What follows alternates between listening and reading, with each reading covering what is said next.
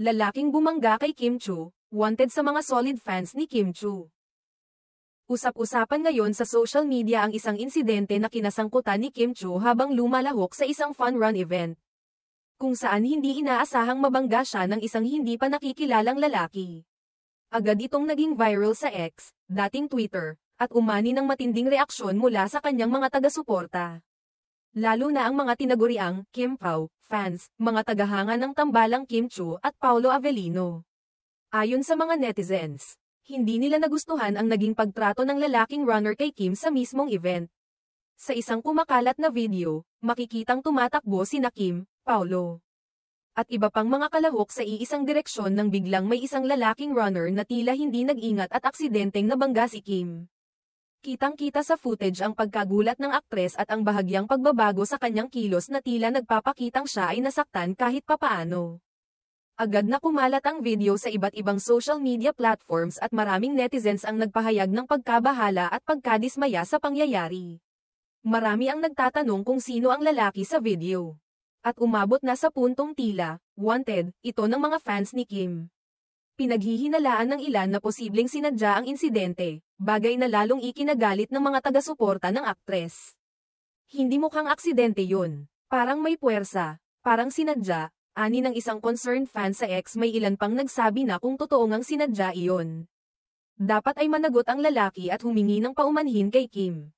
May iba namang nanawagan sa mga organizers ng event na sana ay tiyakin ang seguridad ng mga celebrity participants sa ganitong klase ng mga aktibidad. Sa kabila ng ingay na dulot ng insidente, nanatiling kalmado si Kim Chu at walang inilalabas na pahayag tungkol sa pangyayari sa oras ng pagsulat nito.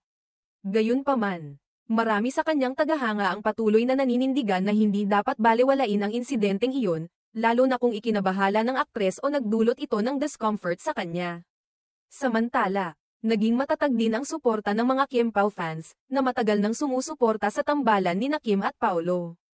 Hindi lang nila idinpense si Kim sa social media, kundi nananawagan din sila na mabigyan ng tamang aksyon ang insidente, upang hindi na maulit ang ganitong sitwasyon sa iba pang celebrities na lumalahok sa mga pampublikong event. Ang ganitong pangyayari ay patunay ng kapangyarihan ng social media sa pagpapahayag ng damdamin at opinyon ng publiko. Sa isang simpleng video, napatunayan na maaari itong magdulot ng malawak na diskusyon at masusing pagsusuri, lalo na kung isang sikat na personalidad ang sangkot. Habang hinihintay pa ang opisyal na pahayag ni Kim Chu ukol sa pangyayari, nananatili pa ring mainit ang usapin sa online community. Ang insidente ay nagpaalala rin sa mga event organizers at security personnel kung gaano kahalaga ang mahigpit na seguridad at crowd management, lalo na sa mga events na dinadaluhan ng mga kilalang personalidad. Sa huli, ang insidenteng ito ay muling nagpapatunay na sa mata ng kanyang mga taga-suporta. Mahalaga ang kaligtasan at kapakanan ni Kim Chu, at anumang bagay na maaaring makasama sa kanya, gaano man ito kaliit, ay hindi nila palalagpasin.